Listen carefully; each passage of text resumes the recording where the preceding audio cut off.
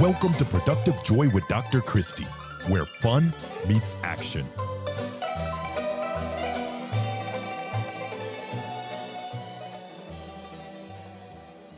Hi, friends. Welcome to Productive Joy. It is our Christmas edition. Today happens to be Christmas Eve, and I am, for those of you that celebrate, Merry Christmas. For those of you that don't, I hope that you're enjoying some downtime where things slow down and you're enjoying family and friends. Today is a special episode. What I'm going to do is I'm going to go back through all of the wonderful definitions of productive joy that we have received over the last year. So, for those of you that have been just recently listening, I started this podcast in February of 2024. It is now the end of 2024, and we're up to, I think, almost 90 episodes. Maybe it is 90 episodes now. And I am thrilled to death to have gotten to be the host of this show. But I have learned so much in the last year. And I want today to be about the people that I've interviewed and the things that I have learned, particularly about productive joy. So, the number one question that I always ask in every episode is, what is your definition or description of productive joy? And I have been really blessed with a lot of great answers, and very seldom are the answers the same. So I'm going to go through a few of them. I'm not going to go through all, well, I guess there would be about 40 because every episode has a follow-up episode from me, but I am going to see how many of them we can talk about today. And I hope that this makes you smile and it helps you recognize that productive joy means a lot of things to a lot of people, but it doesn't have to mean the exact same thing to everyone. So I'm going to start with Jonathan Grant Brown. Jonathan Grant Brown is a keynote speaker, a motivational human who has a pretty fantastic story to tell. And when I asked him, his definition was, productive joy is the sweet spot where your skills and habits align with your aspirations, propelling you towards your dreams. Makes good sense, right? He talks about the fact that your work ethic and your ability to do things together is what makes change, and that's what makes productive joy. Makes really good sense to me. Then I talked to Jodie Costa. Jodie Costa is an author. She is also a publisher and has a beautiful company called Shine, and she's doing some really awesome things. She said productive joy empowers you to positively impact the lives of others. She sees productive joy as something that happens when you choose to interact with other people instead of trying to do it all yourself. That makes really good sense to me too. Then we had Joni Pilgrim. Joni is the CEO and founder of a company called Nationwide Appraisal Network, and she built that company literally in her garage with a friend and a printer, and is now in a multi-million-dollar company who is just crushing it in the appraisal space. She said that productive joy is the daily delight of doing what you love. I think that's a really great definition. If you're doing something that you love, then it's not work, right? And it is both productive and joyful. Love it. Next, we had Merv Jenkins. Merv he's a pretty cool dude. He's also a rapper who has figured out a way to turn that into his career. And he works for a company called Flocabulary, which, if you have a kid in school right now, you have probably heard of it. And he said, productive joy is the harmonious intersection of passion and purpose, where the two fuel and empower one another. Again, pretty great definition, right? So when we think about productive joy, what does it mean? During this episode, I am going to go through lots of different definitions, but I would really love for you to take the time to come up with your own. I'd also love for you to send that to me, because how cool would it be that I could gather from our listeners all the different ways that you have created productive joy in your space too. Okay, let's keep going. Tom Goodlett was the next one, and he talked about productive joy is the act of recognizing your passions and intentionally nurturing them. In other words, you have to be intentional in order to create joy, productive joy.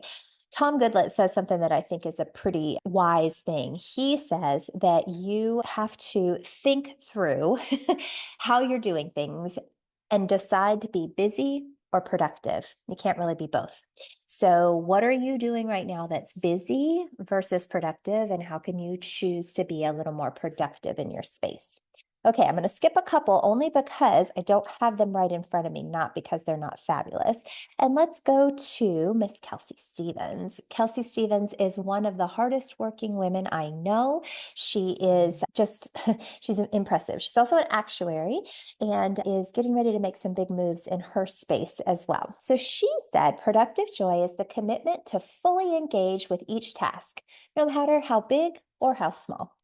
And I appreciate this about Kelsey. Kelsey's also the one that taught us about glass balls and rubber balls and the fact that we're juggling all of these things in life. Some of the things we're juggling are glass and they will shatter if we drop them. Others are rubber and they will bounce. Know the difference. Okay, then we had Adam Hill. Adam Hill talked about productive joy this way. He said it's understanding that growth often involves messy processes, but ultimately leads to a sense of peace and fulfillment. When you are exuding productive joy, it might not be comfortable, but it is going to eventually give you peace. I think that's pretty great. He has a podcast called Flow Over Fear, and he is a pretty amazing gentleman who is putting a lot out there, and you should go check him out for sure. Okay, next we had Valerie Smith, and Valerie said that productive joy is the understanding that growth often involves messy processes, but ultimately leads to, oh wait, I read, you know what? Oh no, I read Valerie's instead of Adam's. So Valerie was the one that said that it brought peace and fulfillment. Adam said it's the courage to confront fear, transforming it into a catalyst for overcoming obstacles. So forgive me, Valerie and Adam. However, it makes good sense that we switch those because Valerie runs a company called The Solution, and she is all about finding that peace and fulfillment. And Adam talks specifically about how you flow over fear. Makes great sense, doesn't it? Okay, so Christy, read more carefully. Next, we have just Jason Rates. Jason is a keynote speaker who has gone from youth pastor to all things leadership, and I think that's a pretty cool story for sure.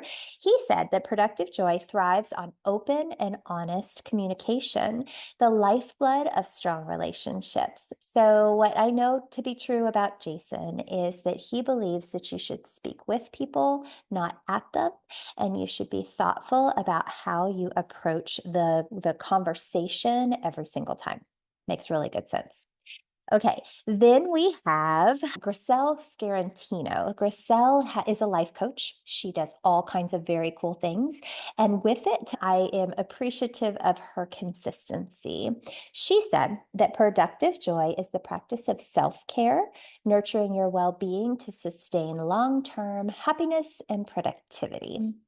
Makes good sense to me.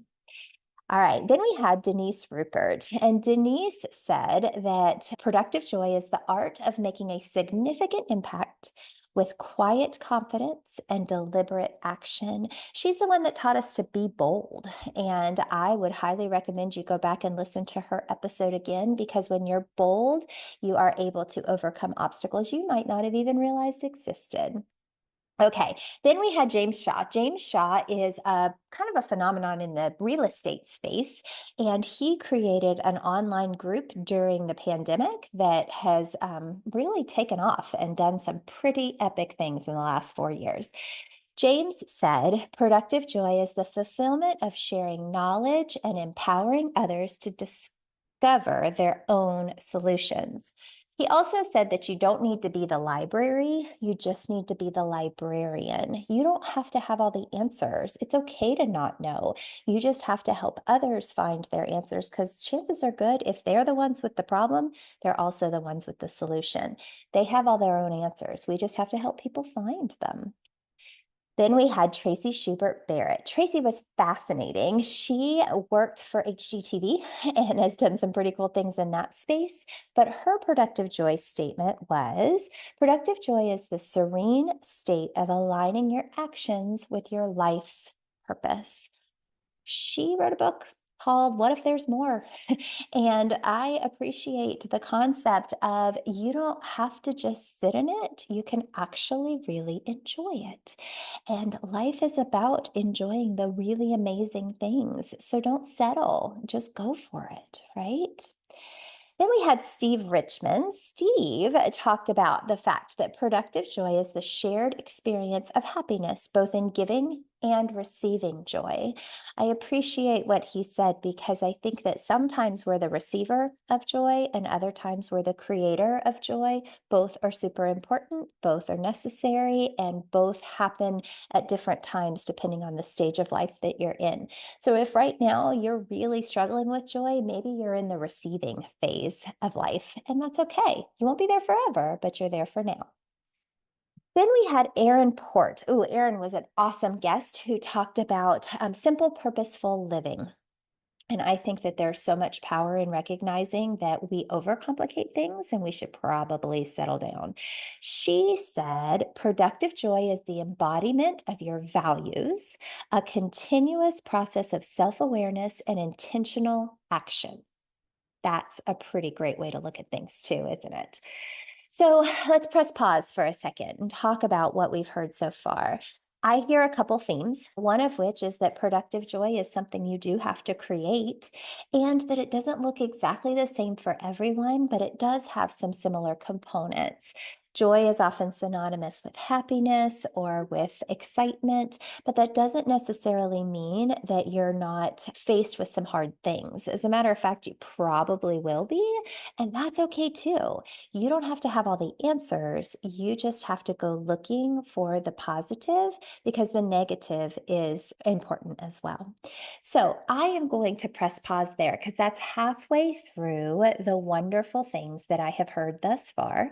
And I want to make sure that you recognize that really, really amazing things happen when we create productive joy.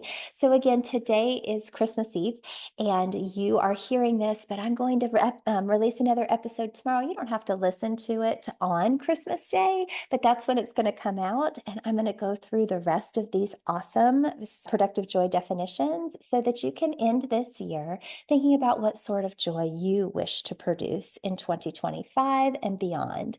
So, as always, please reach out to me and tell me the things that you're enjoying and the things that you have questions about. You can reach me on Christy or the email, Christy at aimwithus.com, or you can find me on any of the socials. Just look up Dr. Christy McMullen or Productive Joy and let's connect. I hope that this year wraps beautifully for you and that you find lots of ways to turn fun into action.